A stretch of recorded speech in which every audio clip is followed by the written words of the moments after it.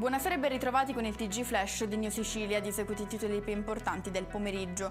Auto in panne, automobilisti intrappolati, alberi abbattuti e allagamenti. Questi alcuni dei disagi riscontrati a Catania a causa del maltempo. Necessaria in molti casi la presenza dei vigili del fuoco che da stamattina sono impegnati in interventi di vario tipo. Disagi non solo a Catania ma anche a Licata, dove i forti rovesci hanno causato l'esondazione del fiume Salso in più punti. La regione siciliana ha dunque attivato il sistema di protezione civile per fronteggiare l'emergenza nell'Agrigentino. Parliamo ancora di maltempo, allenta la presa il ciclone che tra ieri e oggi ha messo in ginocchio diverse zone della Sicilia. Per domani si prevedono altri rovesci, ma di intensità minore rispetto alle ultime 24 ore. La protezione civile non ha diramato alcuna allerta meteo.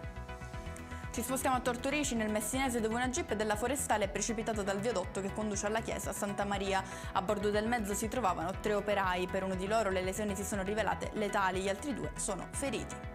Chiudiamo con un aggiornamento sull'aggressione subita nei giorni scorsi dai 2 vigili urbani a Catania. Emergono nuovi dettagli sulle condotte violente e intimidatorie dei fratelli Lombardo, adesso in carcere. I 2 avrebbero ripetutamente minacciato i titolari di un altro esercizio commerciale per appropriarsi di una parte maggiore di suolo pubblico.